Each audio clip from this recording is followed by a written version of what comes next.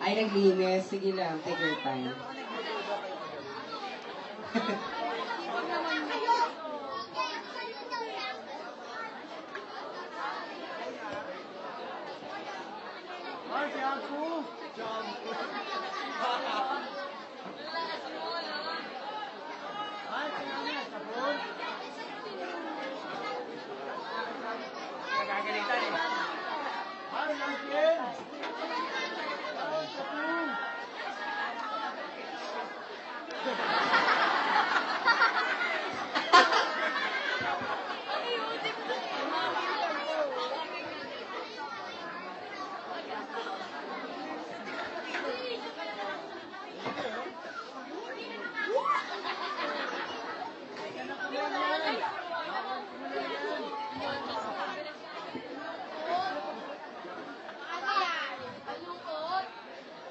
Aking ina, mahal kong ina, pagmamahal mo aking ina, yaga mo sa akin, hinahanap ko, init ng pag-ibig, kumot ng bungso,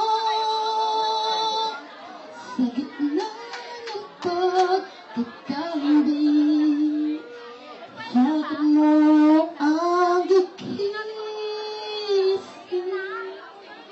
Malamang marami nakakilala sa akin bilang isang biskipang kalawakan na sa bawat gagawin kong talento ay magpapasaya at magpapangiti ako.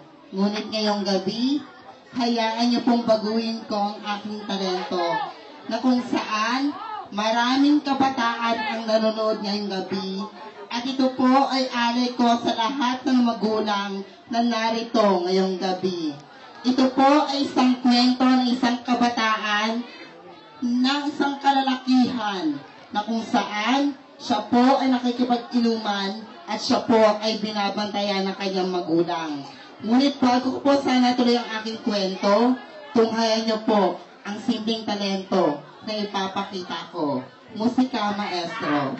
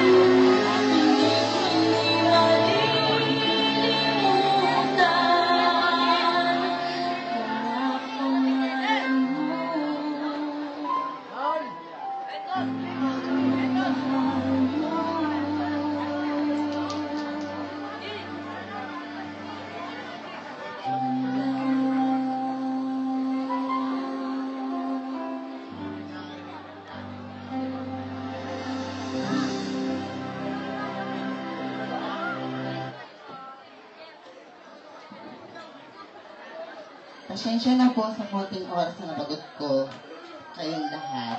Sabi ko nga po, ito po isang kwento ng isang kalalaking kabataan na nakikipag-inuman sa kanyang mga barkada at inaabangan siya ng kanyang magulang. Alam niyo po ba kung ano sinabi ng kanyang magulang? Anak, umuwi ka na, lasing ka na, hindi mo na kaya at baka mapaaway ka pa at hindi ka na makuwi sa ating tahanan dahil alam kong mahal na mahal kita dahil ikaw lang nag-iisang anak ko sa buhay na bigay na pong may kapal. Alam niyo po ba kung ano sinabi ng kanyang anak sa harap ng kanyang mga barkada? Inay, malaki na po ako. Kaya ko na po ang sarili ko. Masaya ako kasama ang barkada ko. At huwag nila ako pagsabihan sa harap ng mga barkada ko. Baka sabihin nila, binibaby mo pa ako. Kuya, ang kapal na mukha mo para sabihin sa harap ng mga barkada mo at pagtabuyan mo siya sa harap ng mga kaibigan mo. Bakit? Hindi mo ba naaalala? Yung 9 na buwan pa lamang nasa sinupunan ka ng iyong ina. Pagkus, pinagmalaki ka niya. Hindi ka niya ikinihiya na kung saan, nung ikaw ay niluwal niya, tinabas dito sa ating mundong ginagalawan. Pinagmalaki niya at sinabi niya sa kanyang mga kaibigan na meron ako isang anghel. Isang anghel na tutulong sa akin kapag ako'y tumanda na. Isang anghel na kung saan, kapag hindi ko na kaya igalaw ang aking mga kamay, merong magsusubo sa akin. At merong gagabay sa akin kapag di na ako marunong maglakad. Ngayon, kuya, ang kapal na mukha mo para pagtabuyan ng iyong magulang na sinasabing malaki ka na. Bakit nung bata ka? Sino ang umalalay sa iyo nung hindi ka marunong maglakad? Sino nagpakain sa iyo nung hindi ka marunong kumain? Ngayon, pagmamalaki mo na malaki ka na? Ngayon, kung ikaw ang pinapatamaan ko, tandito ka. Umakat ka sa templadong ito at sabay pagpunit sa isang larawang iginuhit ko. Isang larawan na nagpapakita ng isang tunay na pagmamahal ng isang ina sa kanyang anak na kung saan pinapakita dito na ano't ano pa matigas nating mga kabataan ay nandiyan ang ating mga magulang para alalayan tayo, alalahanin tayo sa bawat gagawin natin sa ating buhay. Ngayon, kuya, ang swerte-swerte mo dahil meron magulang na nag-aalaga sa'yo. Meron magulang na nag-aalaga sa'yo. Ngunit ako bilang isang bakla, naranasan ko po ang hindi magmahal na aking magulang.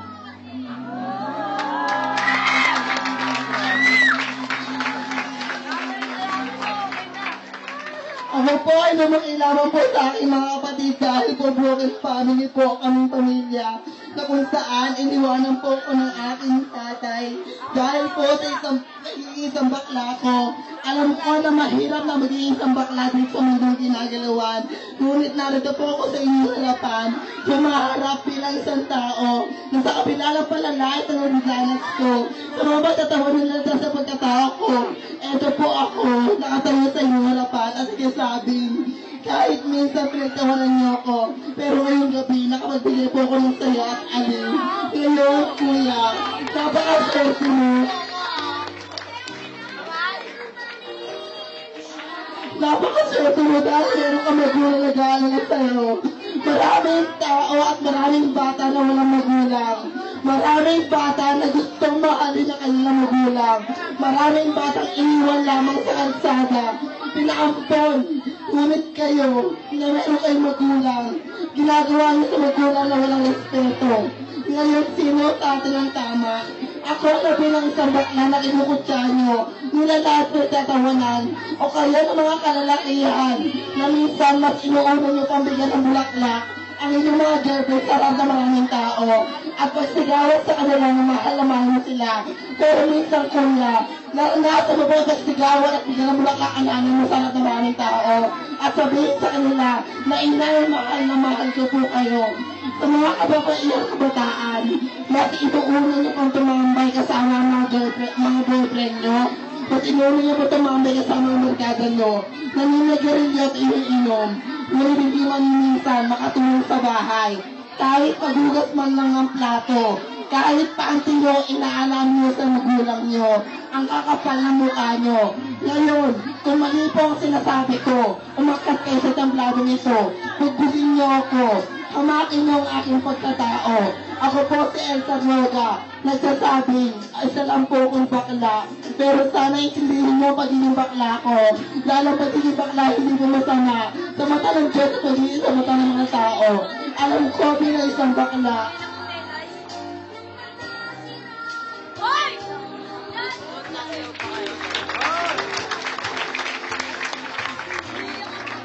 Sa lahat po ng mga magulang at nanay na namin ngayong gabi, maraming salamat po sa pagmamahal na binibigay niyo.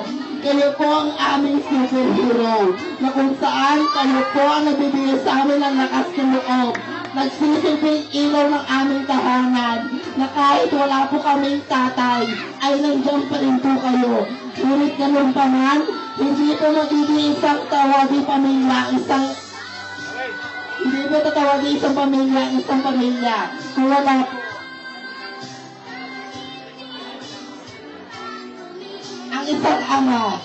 Ang isang ama na tumataguyod sa atin bilang isang aligi ng ating tahanan, na kung saan, anot hirap pa man po na ginagawa ng ating ama, ay nandiyan pa rin po sila para itaguyod tayo bilang isang pamilya.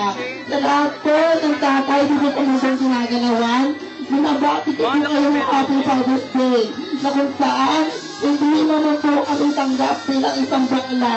Pero sana, bilang isang bakla, bigyan niyo po kami ng respeto at tanggapin niyo kami. Dahil kami ay dugo ng dugo ninyo, laman ng inyong laman. Kaya po sa lahat po ng tatay na ayaw sa bakla, ikalagay po ako.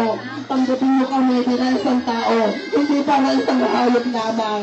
Sa lahat ng kabataan niyo ngayong gabi, kung kasama niyo ang iyong nanay at tatay, yakapin niyo po sila at sabihin niyo sa kanila. Inayos ko tayo. Maraming salamat po sa kamang na binibigay niyo.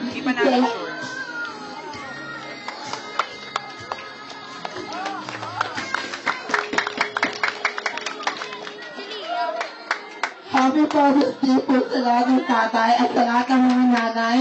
Happy Mother's Day po kayo hindi ko ng Mother's Day.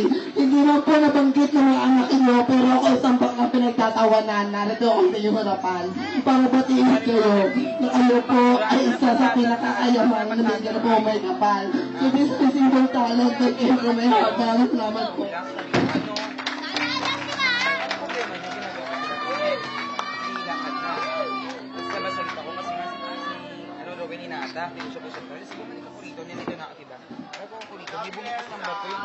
Love you, Elsa. Palapakan naman natin si Elsa Droga.